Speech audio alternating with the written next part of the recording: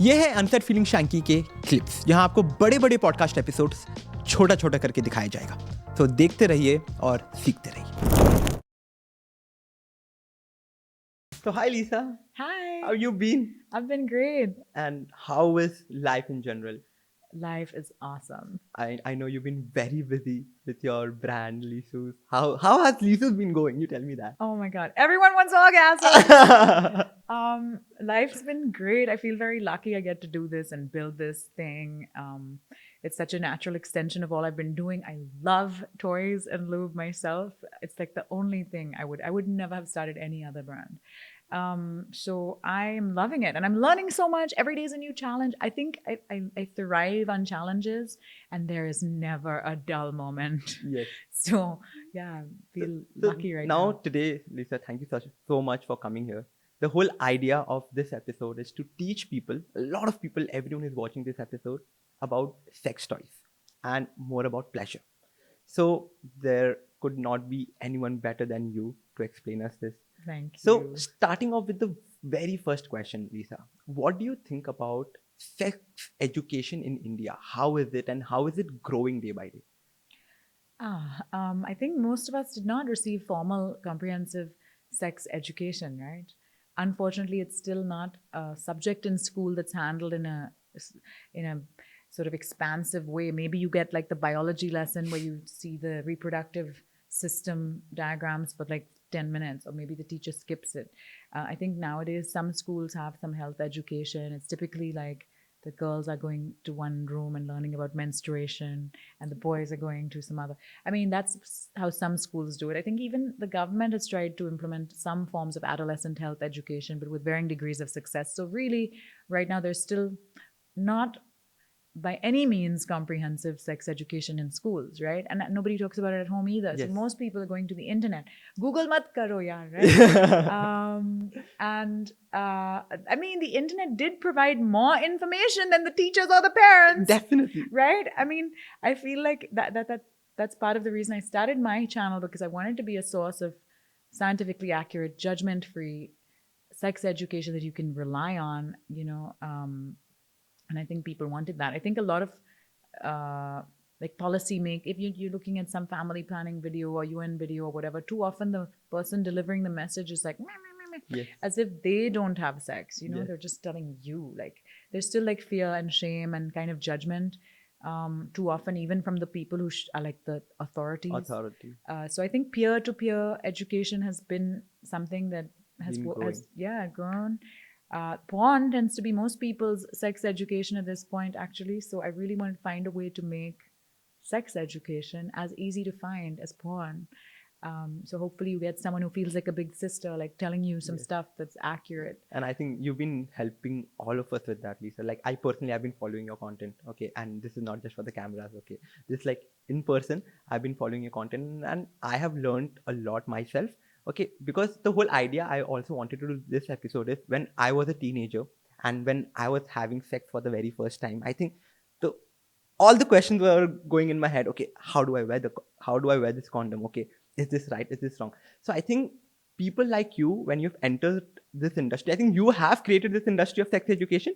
Okay, and I'm so happy to say that because you are one of those people who have really been a major part of this sex education industry. We can call it an industry now.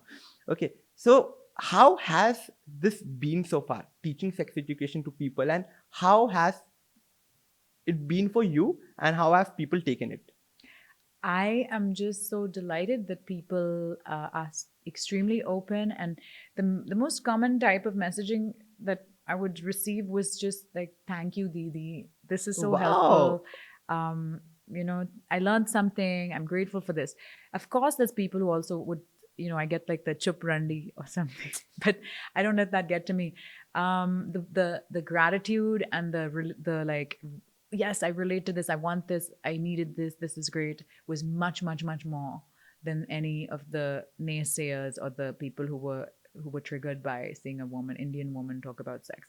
So I think overall, like, young people want to be able to talk about this stuff openly. They want to be able to access information, products that will help make their experiences safer. Like, why should it be embarrassing to buy condoms? It should not Absolutely. be embarrassing to buy condoms. Absolutely. You deserve applause for buying condoms. Good on you for being responsible and proactive about your safety, right?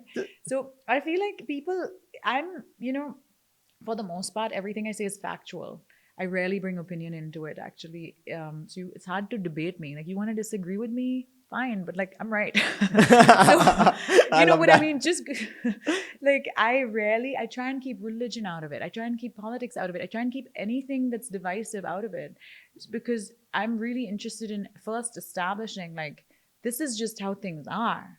If you don't agree with me, you need to do some unlearning or think about why you don't agree with me. Because I'm not saying anything that's subjective for the most Yes, part. yes, Most of what I say is objective. You just don't know it yet, maybe. And I'm trying to make it easier for you to understand, and You also are. helping you dismantle shame. Most of us view objective facts with a lot of shame. When it comes to the body and sexuality, facts are facts. Why should a fact be shameful? Factually true. So so dismantling shame, celebrating pleasure, making information really accessible. And also, like, growing up, we didn't see like Indians talking about sex or having sex, or like even in the movies, there was, it seemed only like thin white people have sex. I know what you're talking about. Yes. Yeah.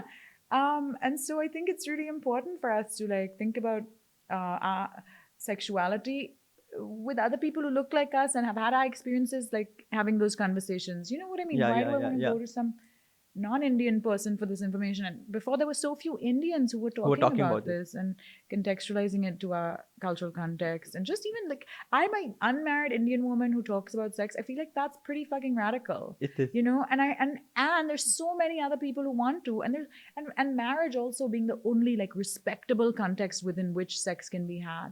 For unmarried people to talk about want or have sex in Exactly. India, that only was taboo, you know. So I think so many people, like, there's so many people who feel the same way. And I think when you talk about this, I remember one of these incidences from school, Lisa, okay, where I think the first time they started teaching sex education in school, not exactly sex education, but like maybe about sperms or something. It was in 7th grade. And I remember teacher, the teacher of biology teaching us on the blackboard and quickly writing sperm and not even looking at us I know. and just finishing it off and like, okay, class khatam.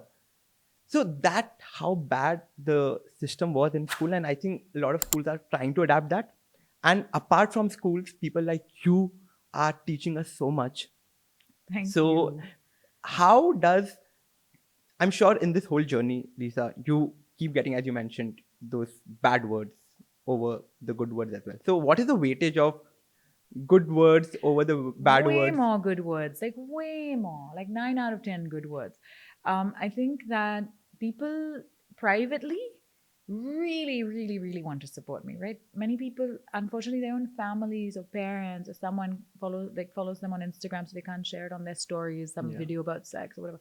But I get love letters in my DMs. I wake up to love letters every day from people of all genders, just being like, "Oh my God, like had this amazing experience with my partner yesterday because we learned something together on your page. Thank you. Like, we experienced this new thing," or "I learned about my body in this way that I never even knew to think before I started following you. I used to feel ashamed about all of these things, and now I realize they're normal." Or like people who use our product every day, I'll get like 10 or 15 messages from people being like, "I had my first orgasm with Pyari. I had my first orgasm with, Nutcut or whatever."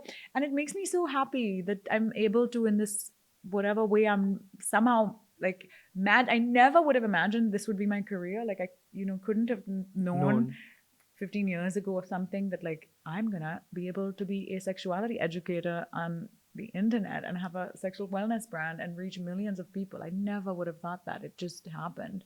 And I feel so lucky because I think joyful sex is one of the most amazing experiences in the world.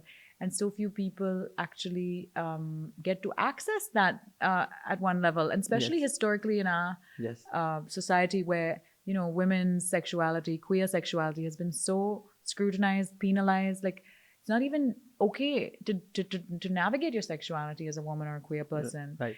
Um, And so, like, generations of women have probably died without having enough orgasms. You know what I'm saying? We are going to change that. I'll tell you about this. Yesterday, I was talking to one of my friends. She's attending a course in Goa. Okay, so it's a mixed group of around 20 women together. So out of which there are women aged 42, 45. So this is exactly what my friend told me last night. I'm not even kidding. She told me, Shanky, we always speaking about orgasm, sex, and all of those things. There are women aged 42, 45. They said we don't know what is orgasm. I know. I get messages all the time from people who've been like, I've been married 10 years. I have 2 kids. I don't think I've ever had an orgasm.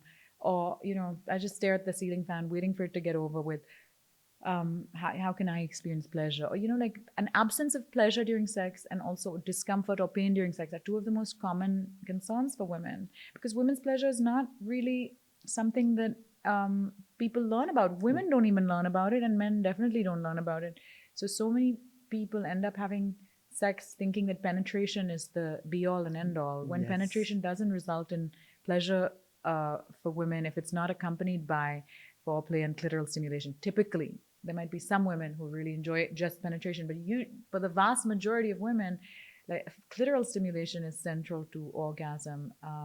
And also, you have to be relaxed and feel safe and respected and loved. And there's so much more to sex than it's not just a physical activity. And I don't think we get to talk about the things that make us feel safe and relaxed and desired. And you know what I mean? Yeah. You don't just lie there and let things happen to you. But sex is something that's supposed to just happen to women. We're not supposed to say no to it, right? Marital rape is still legal in this country. You're not supposed to say yes to it either. Premarital sex is frowned upon. So you're just supposed to let it happen to you as a woman, which is fucking bullshit. Yeah. Like, the absence of agency, I think, is the biggest issue when it comes to women's sexuality. And the common concerns that I get from women. But with men, it's like a lack of access. Like, most men are like, I've never had sex. I wish I could have sex. Who is ever going to have sex with me? And I think both these problems actually compound each other. If you're going to keep treating women this way, why would they want to have sex with you, man? Absolutely. So, you know, and if you keep punishing women for having sex, like the idea of women having sex because they like it or want it or before marriage, it's so stigmatized, and then all these unmarried men are wondering why no one wants to sleep with them. If you stop judging women and stop making them feel unsafe, maybe they'll sleep with you. You know what I mean? Yes, so yes. And that is like so the true. Problems compound each, and if you prioritize their pleasure, like, why would I do something that doesn't even feel good? Going forward, the stigma around sex is going to change, the sex education. Do you think Indians are going to bring sex education into their system? Schools are going to adopt it. Do you think that? A girl can dream. You know, it's funny when you look at how things are moving around the world. You look at the US, for example, you know, the self-proclaimed center of the free world. 50 years after achieving the legalization of abortion, they are trying to criminalize it, ban it. So, which is absurd, right? I mean, the US is just like going backward.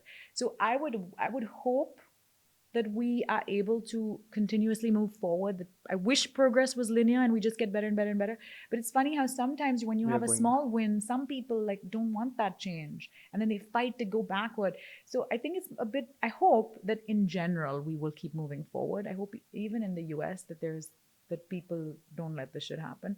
But it's funny when you see like advanced or, you know, more developed countries going backward. You're like, dude.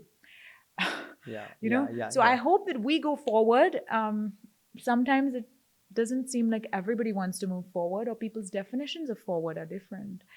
ऐसे और clips देखने के लिए आप इस channel को subscribe करो, और इसी क्लिप्स के फुल वर्जन या कि फुल पॉडकास्ट देखने के लिए आप हमारे मेन चैनल पे जाके देख सकते हैं. तब तक के लिए नमस्ते.